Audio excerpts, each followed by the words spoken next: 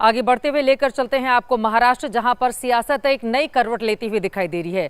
दरअसल उद्धव ठाकरे की आपदा में राज ठाकरे को अवसर दिखाई दे रहा है। यही कारण है कि उद्धव ठाकरे पर निशाना साधते हुए राज ठाकरे पुराने शिवसेना वाले स्टाइल में अब भारतीय जनता पार्टी और शिंदे की शिवसेना से आगे बढ़ने की कोशिश में दिखाई दे रहे हैं। वक्फ संशोधन बिल पर हम सब ने देखा उद्धव ठाकरे की पार्टी का क्या रुख था, और इसी वजह से अब कड़े हिंदुत्व को अपनाकर राज ठाकरे, जो उनकी पार्टी बेहद कमजोर हो चुकी है एमएनएस, उसको फिर से पटल पर लाने की सियासत खेल रहे हैं। क्या उसमें मिलेगी बड़ी कामयाबी राज ठाकरे को, ये सवाल कायम है। ये रिपोर्ट।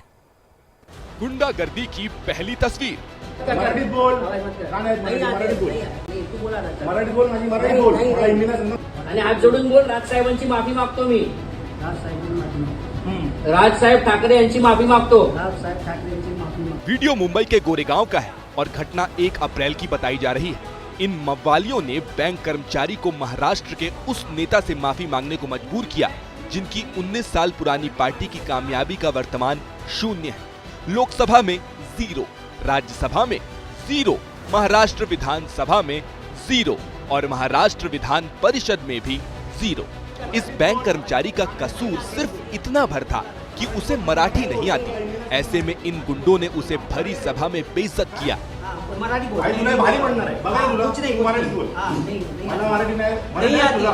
गुंडागर्दी की दूसरी तस्वीर। ये वीडियो ठाणे का है, जहां कर्नाटक बैंक में एमएनएस कार्यकर्ताओं ने बवाल किया क्योंकि यहां भी मराठी भाषा का इस्तेमाल नहीं हो रहा था। आरबीआयच्या गाईडलाईन्स आहेत, आरबीआय तुम्ही वाचता ना, हे घ्या, आता तुम्हाला आम्हाला दुर्दैव है। गुंडागर्दी की तीसरी तस्वीर। बैंक कर्मचारियों को एक हाथ से गुलाब का फूल और दूसरे हाथ से पत्थर। ये तोहफा नहीं बल्कि धमकी है।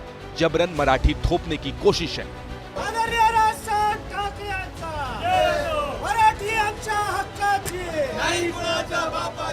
फर्स्ट प्रायोरिटी मराठी भाषा का ही होना चाहिए, बाकी सब बाद में होना चाहिए। उस तौर पे हमने उनको एक गुलाब का फूल दिया आज के लिए कि आज हम आपको गुलाब का फूल दे रहे, और एक पत्थर दिया है और उसके ऊपर लिखा है मन से, उनको कहा है कि आपके टेबल पे रखो। आपको रोज दिखना चाहिए कि भाई अगर कुछ 5-10 दिनों में हम मराठी में नहीं करें तो हमारे कांच फूटेंगे। वो एहसास उनको होना चाहिए। गुंडागर्दी की चौथी तस्वीर। सुरक्षा गार्ड की पिटाई का ये वीडियो मुंबई के पवई इलाके का है। एमएनएस वालों की नजर में इसका गुनाह भी वही है जो बाकी गैर मराठी भाषियों का है। राजसाहेब ठाकरे तुमची माफी मागतो। सगळ्या महाराष्ट्रात मराठी माणसांची मी माफी मागतो। गुंडागर्दी की पांचवी तस्वीर।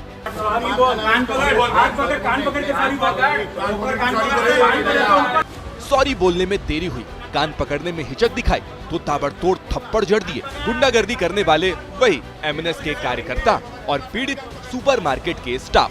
वीडियो मुंबई के वर्सोवा इलाके का है, जहां सुपरमार्केट के इस स्टाफ ने एक एमएनएस कार्यकर्ता के सामने मराठी नहीं बोलने की गुस्ताखी कर दी।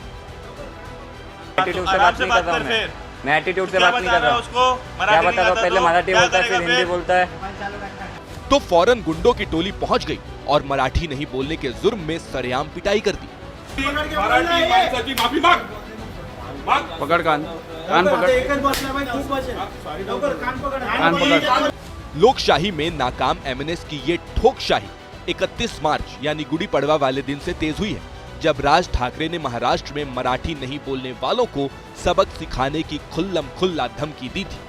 मराठी भाषेला विळखा पडतोय आमच्या महाराष्ट्रामध्ये, मुंबईमध्ये आम्हाला सांगता, इकडच्या आस्थापनांमध्ये हमें मराठी बोलना नहीं आता तो क्या हुआ, कानफट इथंच बसणार।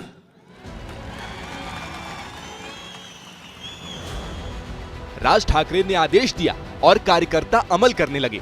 जगह जगह मराठी नहीं बोलने वालों को निशाना बनाने लगे, जिसके खिलाफ संसद में भी आवाज उठी है। एमएनएस के जो गुंडों के द्वारा मारपीट की जा रही है, मैं इस विषय को आपके माध्यम से इस सदन में रखना चाहता हूं। माननीय गृह मंत्री जी से और माननीय मुख्यमंत्री जी से महाराष्ट्र के अनुरोध करना चाहता हूं कि हिंदी भाषी, पूर्वांचली हिंदी भाषियों को आप संरक्षण देने का काम करें। चूंकि मुद्दा सहयोगी पार्टी के सांसद ने उठाया तो मुख्यमंत्री देवेंद्र फडणवीस का भी जवाब आया है। महाराष्ट्र में मराठी के लिए आग्रह करना कोई गलत बात नहीं है।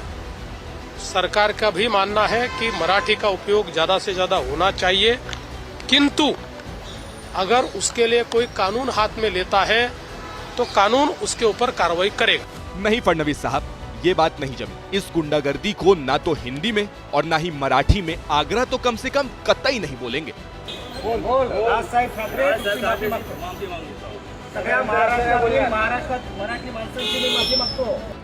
अतीत में बीजेपी की ही साझीदार ठाकरे परिवार की अगुवाई वाली शिवसेना हिंदी भाषियों को इसी तरह से निशाना बना चुकी है, लेकिन अब उद्धव ठाकरे से शिवसेना के मूल नाम निशान छीन चुके हैं।